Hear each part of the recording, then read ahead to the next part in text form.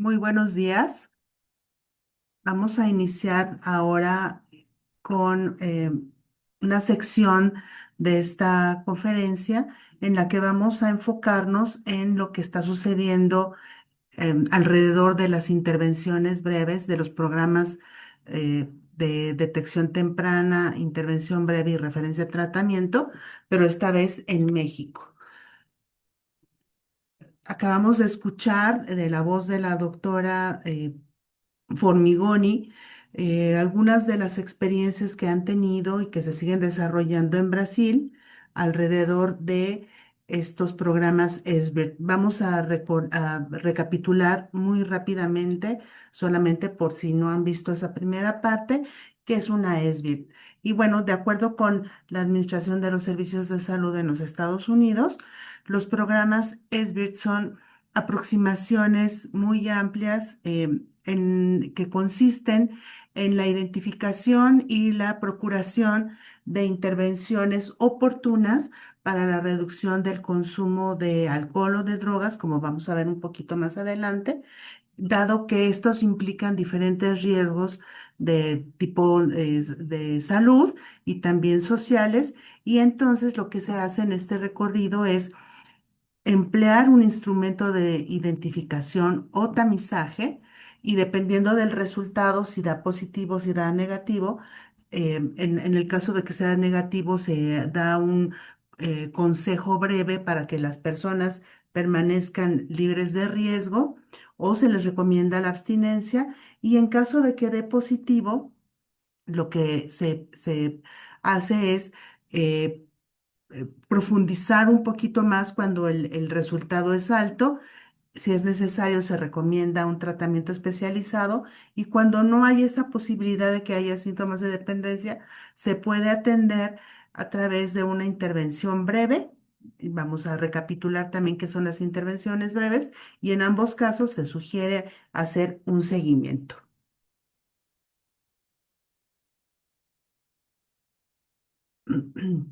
En general, se considera que este tipo de programas de detección temprana e intervención breve y referencia a tratamiento son estrategias que están basadas en evidencia. A través de los años se han desarrollado muchas investigaciones al respecto acerca de qué tan eficaces son primeramente diferentes modalidades de atención, diferentes instrumentos. Y lo que se ha observado también es que a nivel poblacional, cuando se logra instrumentar y cubrir al 30% de una población, se pueden prevenir mucha morbimortabilidad, como estamos viendo aquí, cuando se logra hasta el 30% de tamizajes en una población, se reduce la probabilidad de que ocurran hasta 16,000 muertes. Son intervenciones de bajo costo que son costo efectivas y que requieren poco tiempo para su aplicación. em, y también pues permiten un manejo más adecuado de los pocos recursos que a veces se destinan para la prevención y el tratamiento. Y se ha visto también que estas intervenciones, desde los consejos mínimos hasta los tratamientos breves, también son muy efectivos para la reducción del consumo de alcohol en escenarios de la vida real. ¿Qué características tienen los paquetes SBIRT o los programas SBIRT? Pues número uno, que utilizan un instrumento validado para hacer este tamizaje universal en una población o en un escenario de atención.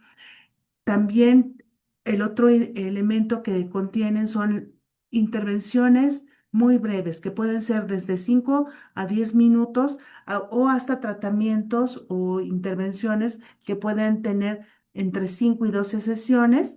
Y estos más largos normalmente se ofrecen en centros especializados, pero los consejos breves que toman solamente unos minutos se pueden llevar a cabo en diferentes escenarios, principalmente en los centros de atención primaria y de hecho están desarrollados y evaluados y pensados para este escenario que es donde llega gran parte de la población.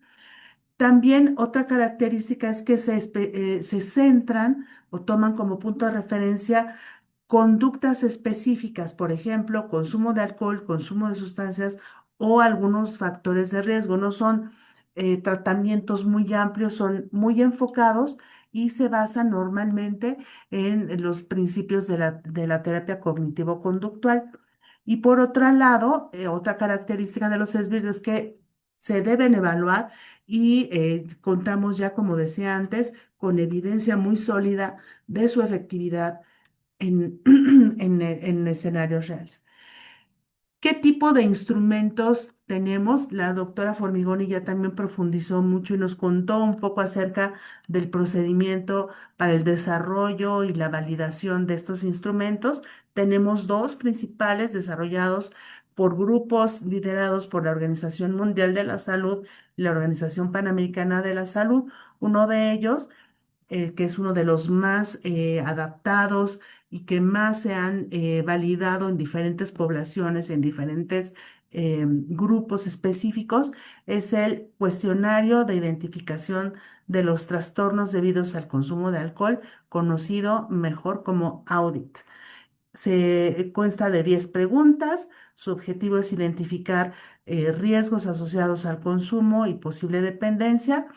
También se aplica a la población general y a pacientes en el escenario de la atención primaria. Y el otro instrumento que incluye el consumo de alcohol, pero también explora el consumo de otras sustancias, incluyendo el tabaco, como vemos aquí, marihuana, cocaína, estimulantes, consta de 8 preguntas y también identifica el riesgo de desarrollar problemas, pero en esta ocasión de múltiples sustancias y también está pensado para aplicarse en el escenario de la atención primaria, aunque se utiliza también a nivel poblacional y en muchos otros escenarios. ¿Qué evidencia tenemos? Vemos aquí en esta tabla que desarrolló el doctor Baber, eh, por ejemplo, que tenemos el tipo de problema, les mencionaba que las SBIRT se centran en problemas o conductas específicas, entonces vemos que se han desarrollado este tipo de programas para el consumo de alcohol, para drogas ilícitas, para tabaco, incluso para depresión, aunque no es una conducta, sino un conjunto de síntomas, y para trauma y ansiedad también se están desarrollando algunas de estas SBIRT. Vemos que en todos estos casos existen instrumentos de tamizaje validados, efectivos, que tienen evidencia de su efectividad, como vemos aquí abajo, este simbolito, la palomita, como lo llamamos en México, quiere decir que tienen evidencia de confiabilidad. Y vemos también los diferentes niveles de intervención, que puede ser intervención breve o bien tratamiento breve. En el caso del consumo de alcohol, hay evidencia sobre la efectividad de ambos tipos de tratamiento. En el caso de abuso de drogas, vemos que solamente hay resultados promisorios al respecto. Todavía no hay una base sólida, pero se está construyendo. En el caso del tabaco, sí hay evidencia de la efectividad de ambos tipos de intervención.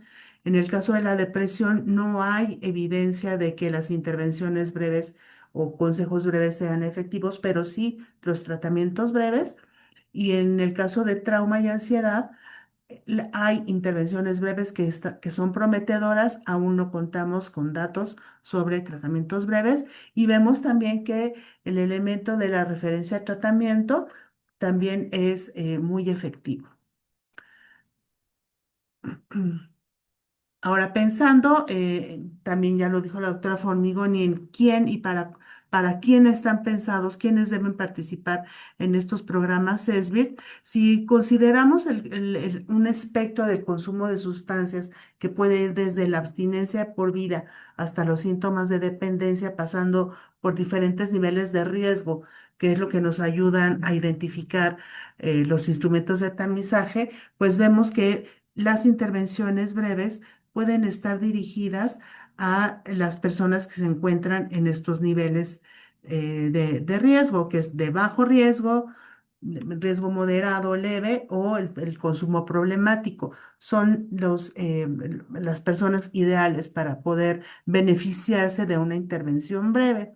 Y vimos también, como ya nos explicó la doctora Formigoni, que estas intervenciones breves deben estar basadas en lo que se conoce como frames, que es que deben tener una retroalimentación, deben fomentar la responsabilidad de los usuarios sobre su propia conducta, ofrecer un consejo, un menú de opciones, empatía y promover la autoeficacia. No me detengo mucho aquí.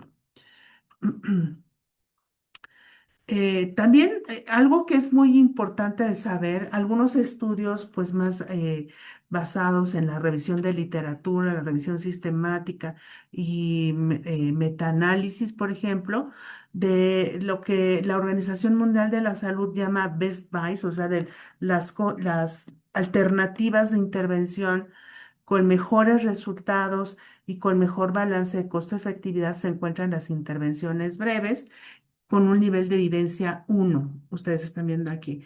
¿Qué quiere decir uno? Pues que existen al menos dos o más revisiones sistemáticas que coinciden en los beneficios de este tipo de intervenciones.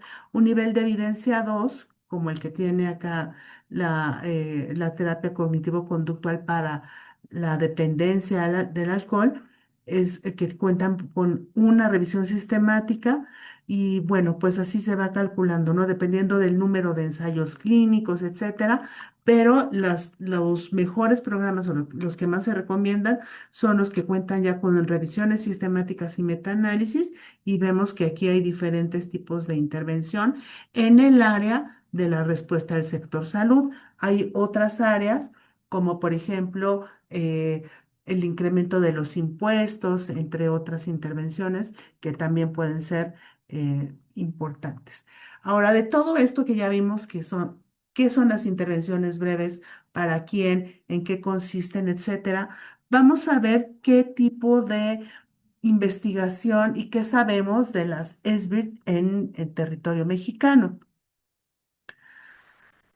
Primero, un poco de contexto. En México, pues el alcohol es uno de los principales problemas de salud. Ay, bueno, aquí se movió un poquito esto, pero hay una diferencia importante por género en cuanto al consumo per cápita. Los hombres ingieren muchísimo más alcohol que las mujeres en comparación. Y también cabe señalar que el patrón de consumo más importante es el llamado eh, consumo episódico, que es el heavy episodic drinking. Se presenta muchísimo entre la población de 15 a 49 años y consiste en episodios de consumo separados en el tiempo, pero con altas cantidades de alcohol. Es decir, es un patrón de consumo que invariablemente lleva a la ebriedad y que tiene pues importantes implicaciones a nivel de salud, pero también a nivel social, porque se asocia con diferentes problemas como choques, accidentes, etcétera. Y esto es más frecuente también en los hombres que en las mujeres, que se requiere tomar, por ejemplo, 5 o más copas por ocasión de consumo, al menos una vez a la semana o más frecuentemente.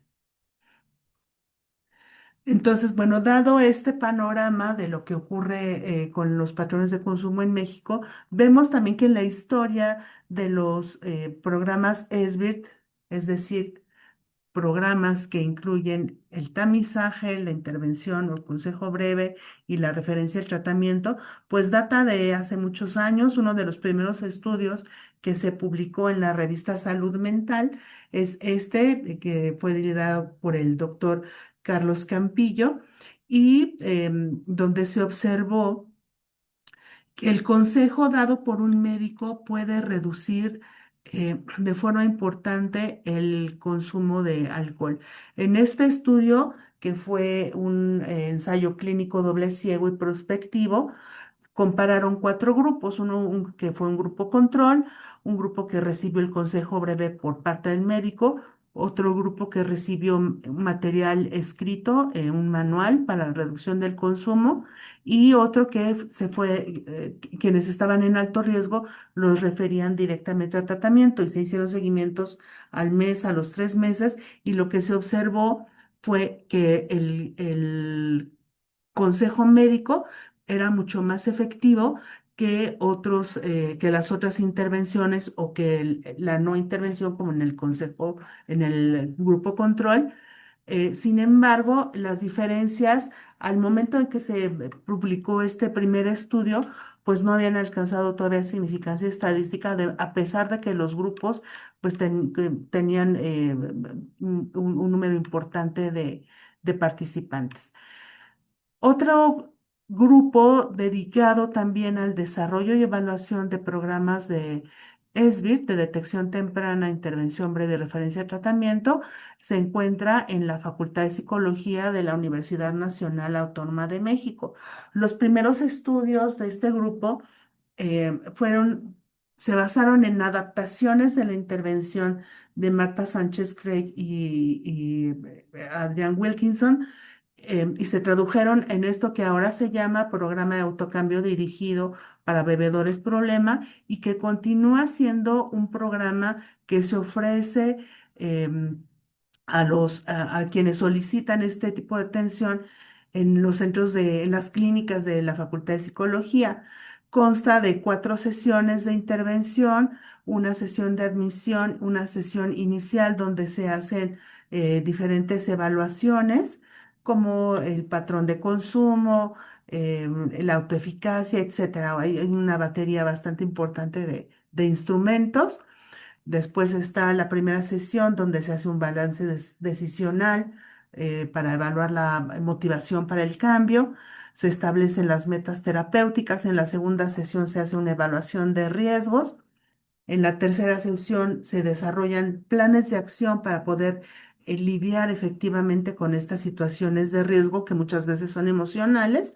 Y en la cuarta sesión se establecen metas para más a largo plazo y se pueden hacer seguimientos en diferentes momentos, al mes, a los 3 meses y hasta el año de haber terminado la intervención. Esto fue una de las primeras experiencias manualizadas y en la que se empezó a capacitar a toda bueno, ya son varias generaciones, pero a las primeras generaciones de la maestría en psicología de las adicciones se capacitaron en este modelo. Entonces se desarrollaron también muchos materiales para formar a profesionales de la salud mental y profesionales de la salud en general en la implementación de esta estrategia.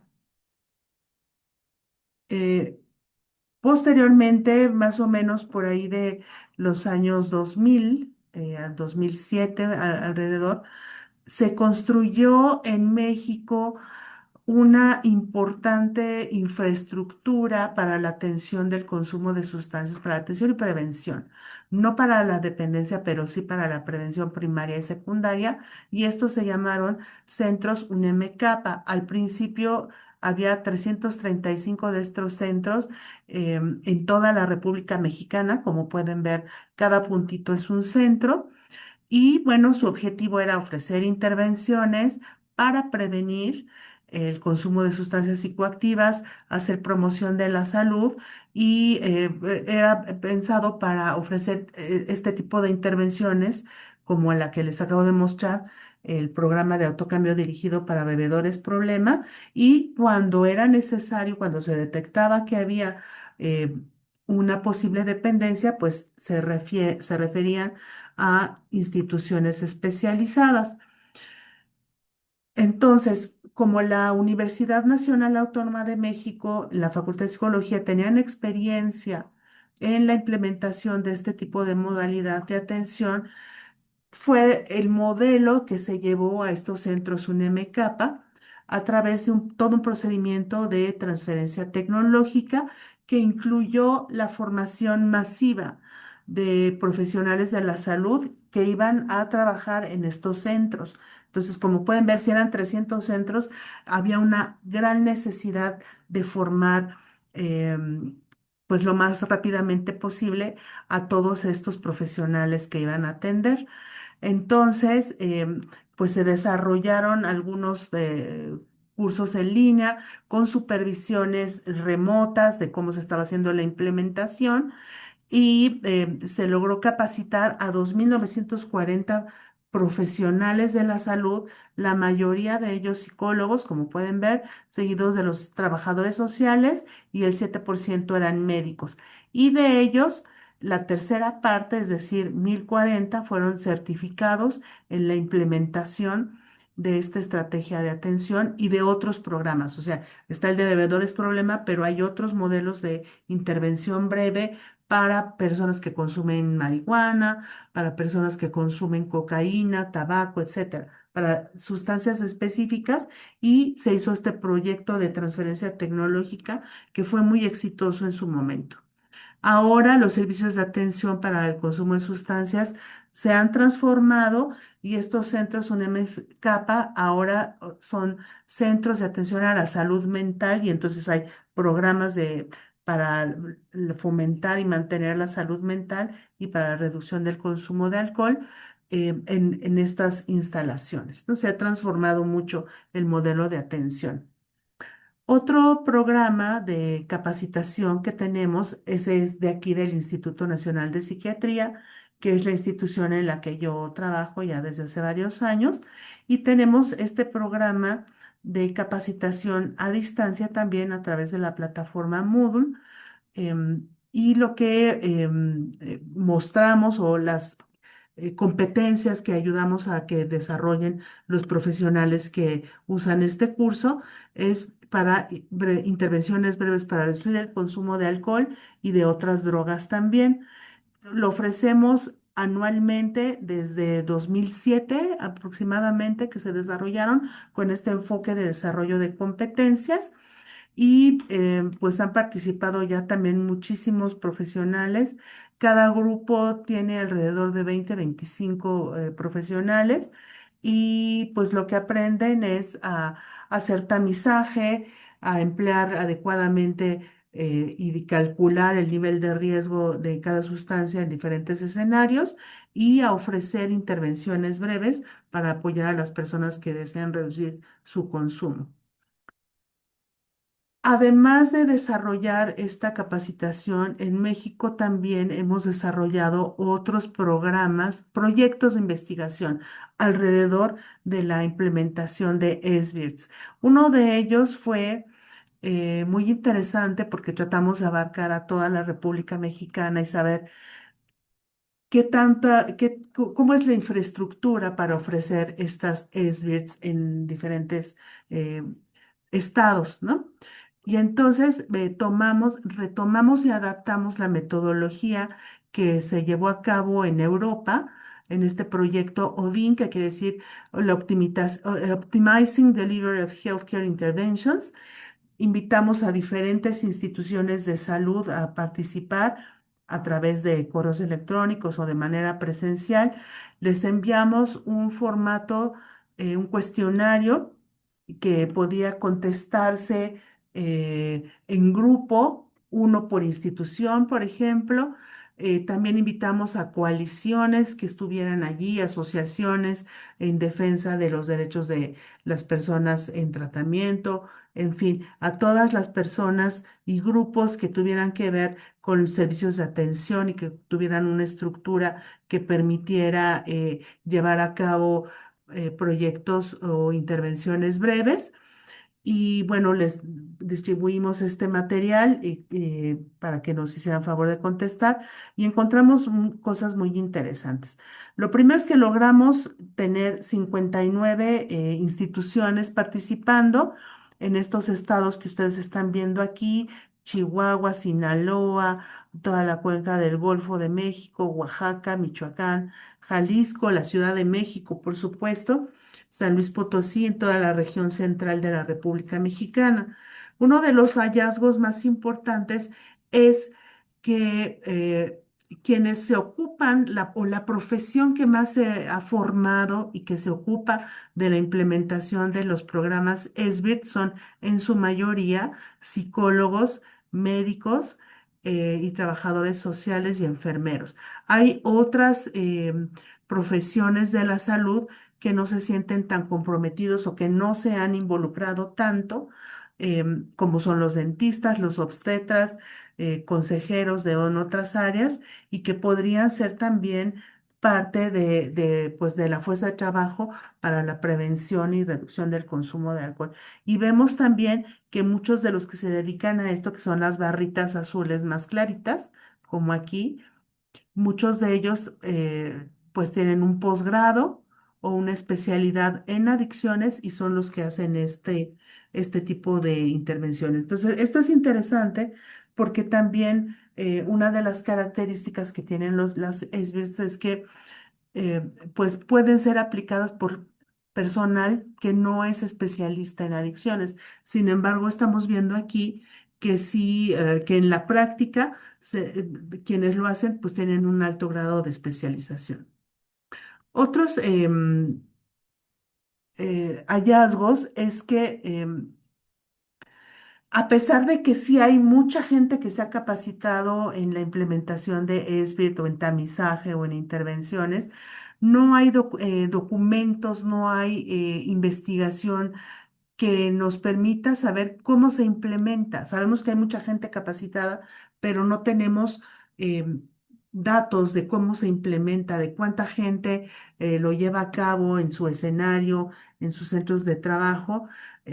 También, y entonces, pues esto lo que nos dice es que es necesario invertir en este tipo de investigación también, pues porque es lo que nos dice qué falta, qué adaptaciones se requieren, eh, qué otro tipo de intervenciones o de capacitación o de seguimiento o supervisión es importante para poder ampliar el número de tamizajes y de personas que reciben este tipo de atención.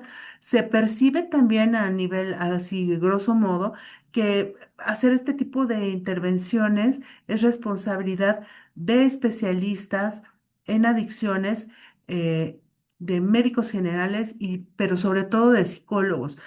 Como que los médicos no asumen mucho la relevancia de su participación y del papel tan importante, a pesar de que uno de los primeros estudios hechos en México dice que el médico tiene una voz muy importante a la hora de hacer prevención primaria o secundaria del consumo de alcohol y o de otras sustancias, probablemente. No tenemos datos que nos digan qué pasa con otras sustancias, ¿no? Entonces, otra cosa que se encontró en este estudio fue que muchos profesionales, a pesar de que cuentan con el conocimiento y podrían hacer algún tipo de adaptación temporal en su horario, eh, pues no tiene como la motivación suficiente para hacerlo y que muchos de ellos solicitan incentivos económicos para poder llevar a cabo esta actividad que perciben como un extra a todas las responsabilidades que tienen, ¿no? Sin embargo, también se observó que los participantes o de las instituciones que participaron consideran que estos servicios deben estar más accesibles a la población, que muy poca gente sabe que están disponibles allí, aunque sí hay un grupo importante que cuenta con esta formación y es insuficiente y que se debe invertir muchísimo más para alcanzar pues un mayor número de beneficiarios. Otro estudio que hicimos también relacionado con SBIRS es esta otra adaptación de otro estudio que se realizó perdón, en Europa para conocer cuáles son las variables más importantes para evaluar la eficacia y la efectividad de las intervenciones breves en América Latina. Este sí fue un estudio un poco más amplio, ya no fue solamente en México, sino que se incluyó a muchos países de Latinoamérica, como vamos a ver en un momento aquí. La gran mayoría de los países participó, principalmente México, Argentina, Colombia y los otros países con un poco menos, pero de profesionales, pero sí participaron.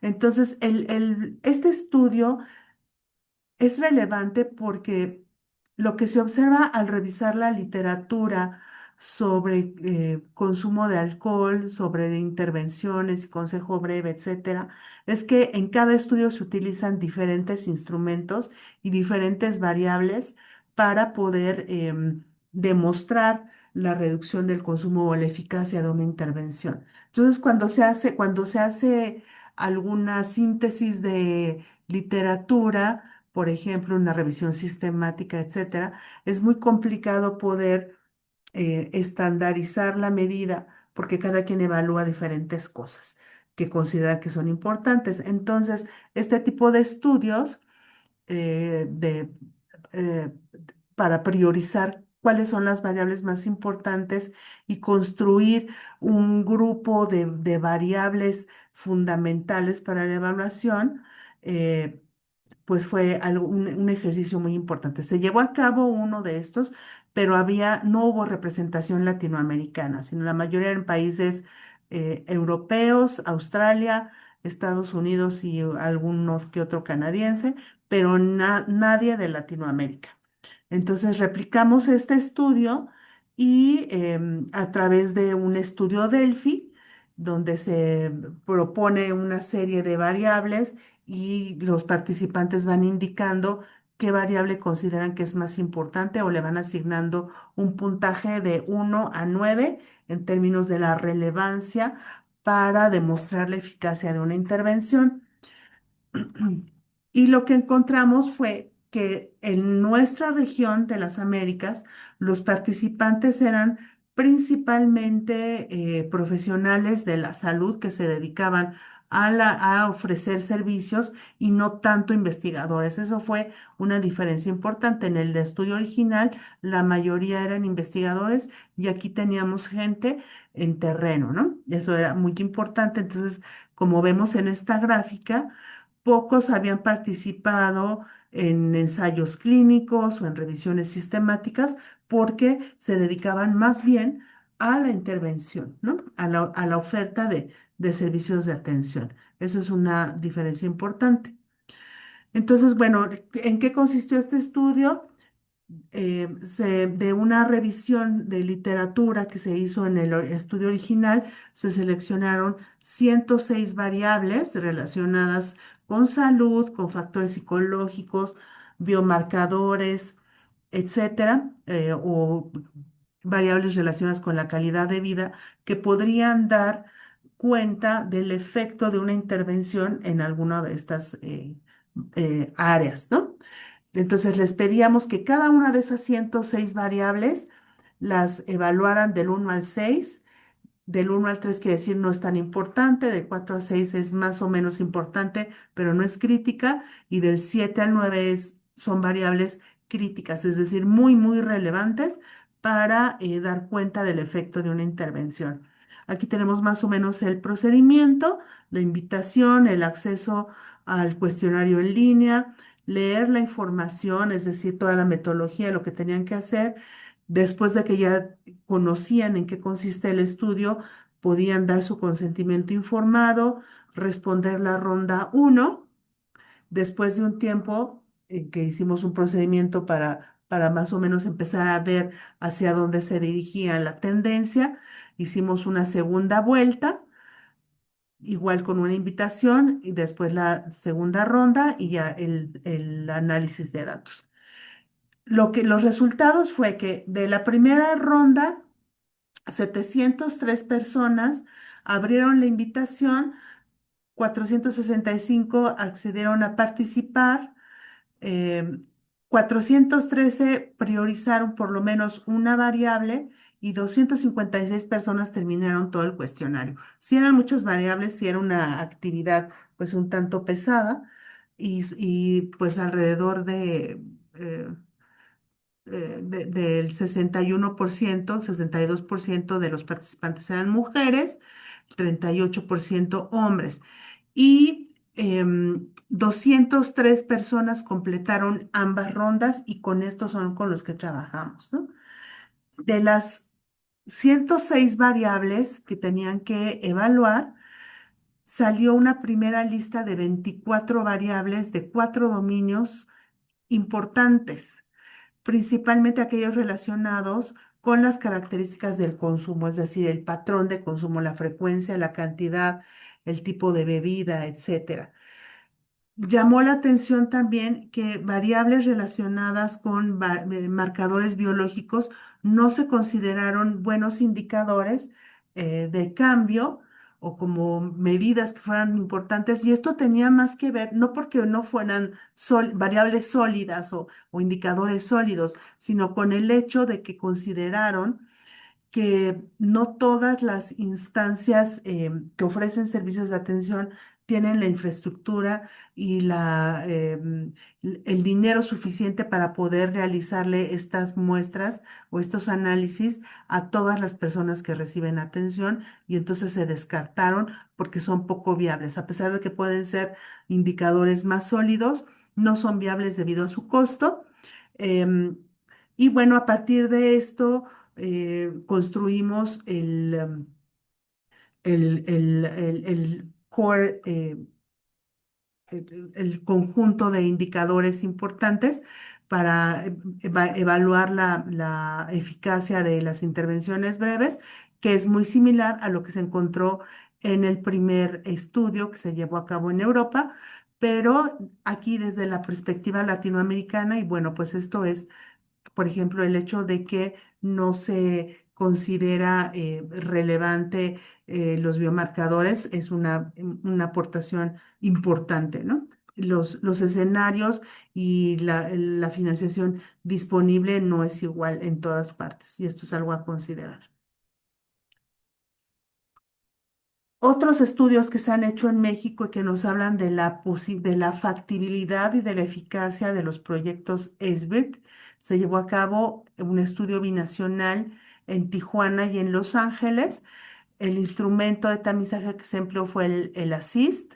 La intervención que se llevó, que se impartió fue esta que se llama QUIT, y fue un instrumento, un proyecto importante en su momento, porque fue uno de los primeros que utilizó tabletas para la recolección de información, y toda se mandaba a una central donde se recogía información de ambos países.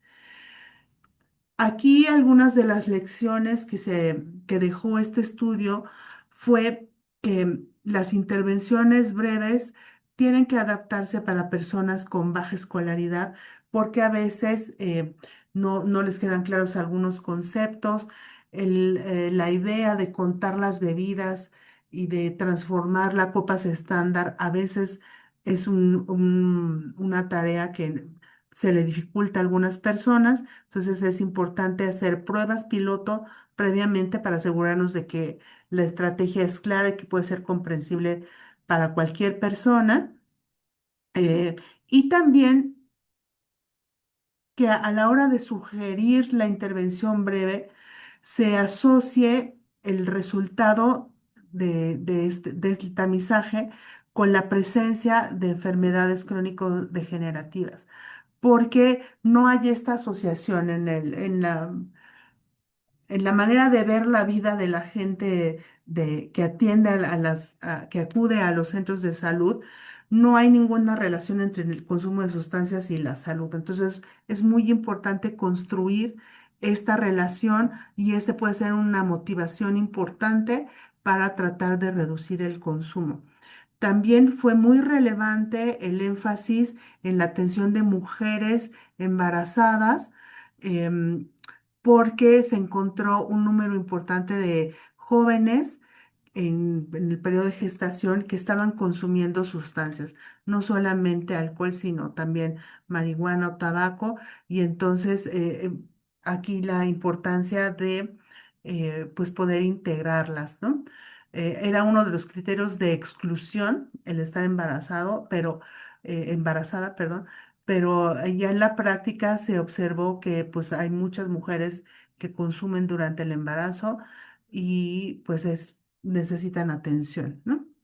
Y también otra cosa que se observó en este estudio es que no hay muchas redes, no hay muchos centros de atención especializada o de internamiento donde se pueda hacer la referencia cuando ya hay un problema más severo. Entonces es muy necesario construir estas redes, y pues algunas veces hay que trasladarse a otras alcaldías o a otros municipios porque no en todos lados hay centros de tratamiento.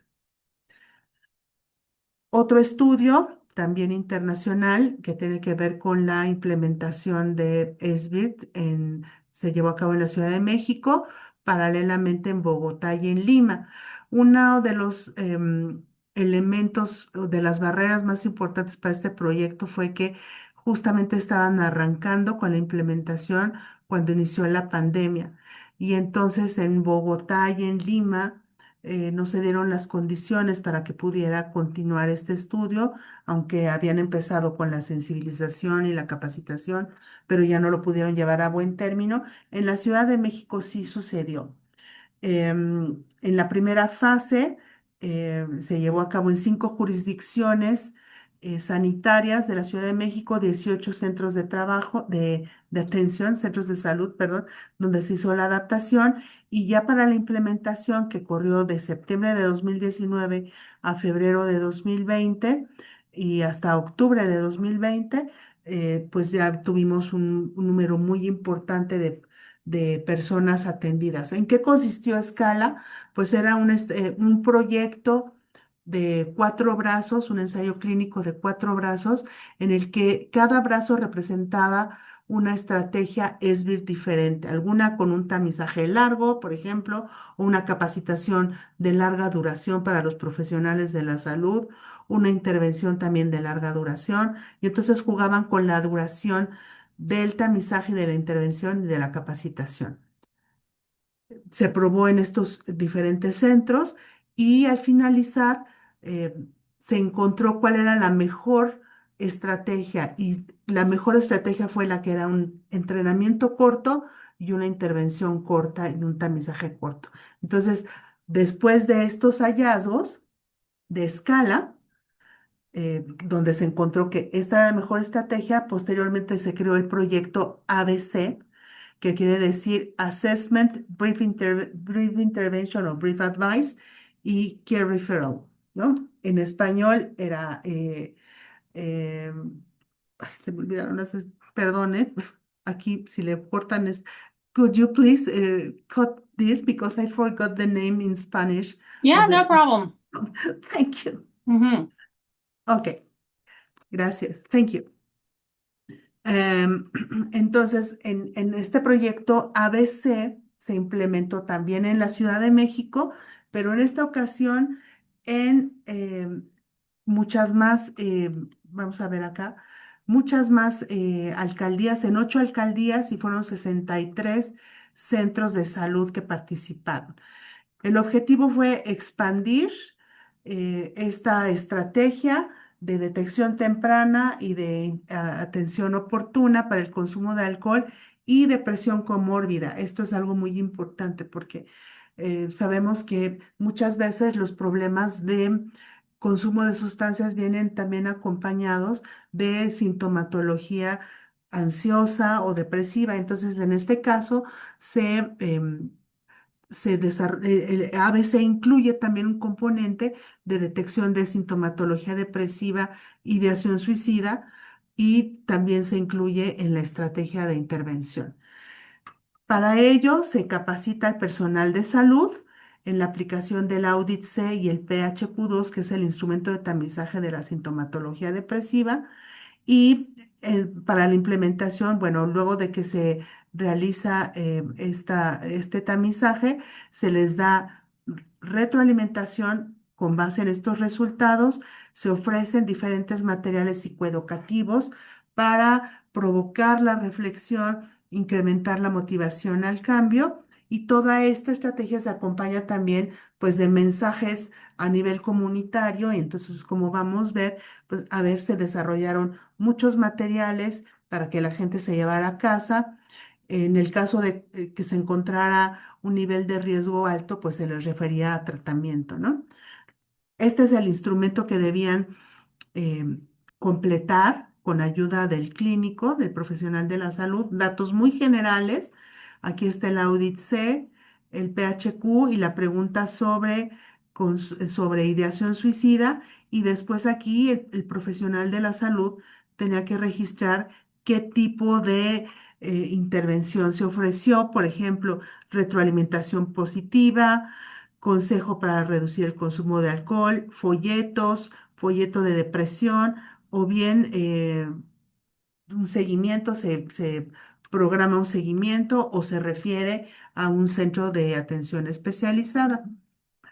En total se capacitaron 1.750 profesionales de la salud en esta estrategia. Se ofrecieron para ello 91 cursos de capacitación. Este curso dura únicamente 2 horas. Recuerden que es la versión corta de lo que salió del proyecto Scala y se llevó a cabo en 63 clínicas de 8 alcaldías de la Ciudad de México. Este es el contenido del curso. La importancia de la detección temprana del alcohol y de la depresión, el concepto de copa estándar, cómo administrar el Audit C y el PHQ-2 y las diferentes acciones que se registran aquí, dar retroalimentación positiva, consejo breve o referencia a tratamiento y cómo replicar el entrenamiento, porque una de las cosas que observamos es que los profesionales de la salud que recibían la capacitación después le enseñaban a su equipo de trabajo. Entonces hay una estrategia para que lo hagan de una manera más eficiente. Aquí están algunas fotos de cómo ocurrían estas capacitaciones. eh, y este es el algoritmo que los profesionales de la salud tenían sobre su escritorio y entonces aquí podían ir viendo eh, qué curso tomar, ¿no? Qué curso de acción tomar. Entonces, lo primero es aplicar el cuestionario a todos los pacientes mayores de 18 años, el Audit C y el PHQ-2 más la pregunta de ideación. Dependiendo del resultado, por ejemplo, si es de 1 a 7, pues dar retroalimentación positiva y alguno de estos dos folletos para hombres y para mujeres. Si la calificación es de 8 más, pues dar un consejo breve, retroalimentación, dar información, establecer metas, ofrecer consejo y alguno de estos folletos. Y si se observa que el puntaje es alto y además la impresión clínica sugiere que hay un problema mucho más severo, pues entonces se refiere a tratamiento. Igual para las personas que dan positivo en el PHQ-2 o que contestaron la pregunta de ideación suicida de manera positiva, se les refiere a tratamiento, pero también se les da información por escrito. Y estas son pues, las acciones comunitarias que apoyaban esto, pues dar mucha información para la gente que asiste a los centros. Dado que hay como muchas carencias también, pues nosotros nos encargábamos de dar los materiales que estuvieran siempre disponibles y que los médicos y las enfermeras y quienes estuvieran al frente de esta actividad, pues tuvieran material que ofrecer a las personas que respondían el tamizaje. Se encontró después de 2 años de trabajo de campo, de que se hizo esta implementación, se completaron 13.906 tamizajes, principalmente realizados por estudiantes de medicina, médicos y psicólogos, o sea, otros profesionales de la salud, aunque sí participaron, lo hicieron en mucho menor medida y se observó también que al finalizar la implementación, el 45% de las personas capacitadas continuaron haciendo el tamizaje en su rutina profesional, ¿no? En su práctica diaria. Aquí están algunas de las características de los participantes o de las personas que respondieron el tamizaje. La mayoría mujeres, como ocurre casi siempre en temas de salud, con edades que oscilan de los 30 y tantos, el promedio es 43 años. Vemos también pues otras variables que fueron importantes como la educación. No me voy a detener mucho en esto. Y estos son los principales riesgos que se encontraron. Estas tres columnas nos hablan del nivel de riesgo asociado al consumo de alcohol. El 32% de los pacientes que respondieron el cuestionario de tamizaje no tenían ningún riesgo. El 62% tenían un riesgo medio asociado a su forma de beber y el 5%, 5,4%, un nivel alto de riesgo. 17% tenían un riesgo alto de depresión y 10% de ideación suicida. También vimos que el entrenamiento lo replicaron. Por ejemplo, si lo recibía el médico adscrito, entrenaba a sus estudiantes y luego les dejaba la labor a los estudiantes y por eso teníamos ese porcentaje tan alto de residentes que estaban aplicando esta estrategia, ¿no? Algunos indicadores asociados al riesgo, por ejemplo, quienes más alto riesgo asociado al consumo de alcohol tenían eran hombres jóvenes con mayor educación o con niveles altos de educación y con una mayor presencia de depresión y de pensamientos suicidas. El riesgo de depresión fue más frecuente entre las mujeres, individuos jóvenes, independientemente del sexo, que no tenían una pareja, o sea, parece ser que el tema de tener una pareja es muy importante, que tenían un alto consumo de alcohol y que tenían presencia de ideación suicida. Estas variables predicen una mayor depresión. Y en cuanto a la ideación suicida, esto se encontró en las personas con menor nivel educativo, con mayor consumo de alcohol y con mayor depresión. Se encontró también diferencias importantes en las diferentes jurisdicciones y entonces, bueno, se sugiere hacer pues ajustes para tener un programa más flexible y que se enfoque, por ejemplo, en estrategias de comunicación comunitaria más en ciertas secciones, en ciertas jurisdicciones que en otras. Y lo que sí es muy importante es mantener el contacto y estar presente porque esto lo perciben como, no como una supervisión, sino como un acompañamiento. Entonces, esta sensación de que hay alguien indicándonos si vamos por el buen camino, lo perciben como algo muy favorable y que favorece la permanencia del programa a lo largo del tiempo. Esto lo voy a omitir también. Em, Esto también I'm going to omit this if you can cut this because I'm not going to Okay. speak about it. Thank you. Ujú. Em, Bueno, finalmente vamos a hablar de la versión o de lo que está ocurriendo en México con el programa Beber Menos, que ya nos comentó la doctora Formigoni. Esta es pues también la secuela de un proyecto internacional que ya nos explicó la doctora en 4 países, coordinado por la Organización Mundial de la Salud y con base en estudios del Instituto Trimbos, ¿no? Y ahí empezamos a colaborar más cercanamente, porque ya nos conocíamos la doctora Formigón y yo, con colegas de Bielorrusia y de India. En el desarrollo y la adaptación a cada una de nuestras culturas del programa Beber Menos y de la página informativa Saber de Alcohol, así la llamamos en México, que es un programa de autoayuda basada en técnicas cognitivo-conductuales anónimo, disponible 24/7 y donde cada persona va avanzando a su ritmo personal y se observa que esto disminuye las barreras de la accesibilidad, del costo y del estigma que se asocia con el hecho de acudir a un centro de atención para reducir el consumo de sustancias, de alcohol en este caso. De los resultados en México, pues esta es parte de lo que pasó con nosotros en ese ensayo clínico. Tuvimos el 50% de los participantes en el grupo de intervención, 49 en el grupo control. La mayoría eran hombres, aunque hubo también presencia femenina y eso es importante porque pues funciona, no se han observado diferencias importantes por sexo. Y estos son los resultados, eh, una reducción importante del puntaje medio de audit. Vemos en la línea continua lo que sucedió con la intervención y aquí con el grupo control.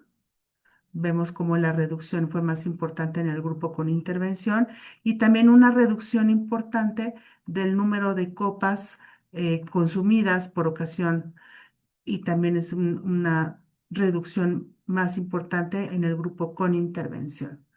Entonces, los resultados son muy favorables, pero había diferentes desafíos, ¿no? Que era pues tener, por ejemplo, una intervención que pudiera, una plataforma que pudiera consultarse y trabajar con ella en diferentes dispositivos, dado que esta versión de Beber Menos solamente funcionaba eh, en computadora. Y pues eh, ahora hay otras modalidades que lo hacen más accesible, ¿no? Por ejemplo, el teléfono, etcétera. Eh, También era importante mejorar la retención y pues trabajar un poquito más en la implementación y en la diseminación y difusión de este programa. Y eso justamente lo retomó la doctora Formigoni y desarrolló esta nueva plataforma con todo lo aprendido de esa primera experiencia. Ya se los explicó ella, entonces yo tampoco me voy a detener mucho aquí, solamente recordarles que ahora tenemos esta intervención guiada con 3 sesiones de un consejo muy breve, de un seguimiento para ver si han registrado su consumo, si tienen dudas tecnológicas, y un grupo que es totalmente de autoayuda, es decir, autoguiado con evaluaciones a las 6 semanas, al primer mes, al tercero y al sexto mes.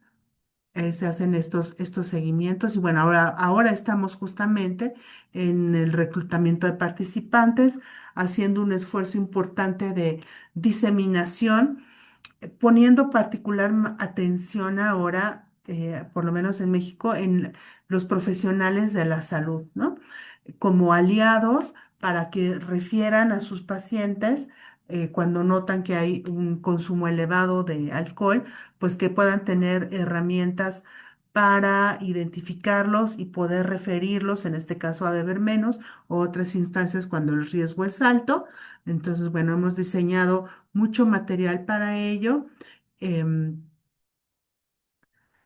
Como estos, por ejemplo, algunos de ellos dirigidos a los profesionales, otros dirigidos a las personas que pudieran estar interesadas en reducir su consumo de alcohol. Entonces, estamos haciendo una diseminación a través de redes sociales, pero también creamos un curso de corta duración para profesionales de la salud que se llama Conoce Beber Menos, que está en Classroom, es totalmente gratuito y donde lo que hacemos es contribuir a que se familiaricen con las intervenciones digitales, porque muchos profesionales no las conocen, no tienen confianza en ellas y pues no pueden recomendar algo que no conocen. Entonces, lo que hacemos es primero darles un panorama de qué son las intervenciones digitales, para qué sirven, por qué son necesarias en el mundo de hoy, ¿no? Y posteriormente les damos un paseo por las diferentes herramientas que tiene Beber Menos para que conozcan cómo funcionan y cómo se espera que se interactúe con la plataforma.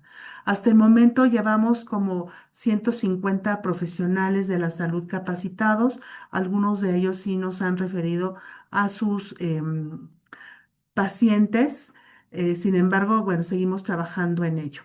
Con esto termino, no sin antes invitarles a conocer, por supuesto, Beber Menos, a conocer otras intervenciones digitales que tenemos en el instituto, como este que se llama Familia y Adicciones, que está pensado para apoyar a los familiares de gente que consume alcohol o drogas y que no saben qué hacer o que se sienten afectados en su salud mental, y el programa de ayuda para abuso de drogas y depresión, que es también una intervención breve digital para quien desea reducir o dejar de consumir el consumo de sustancias ilícitas. Con esto termino. Muchas gracias y este es mi correo por si quieren ampliar alguno de los temas.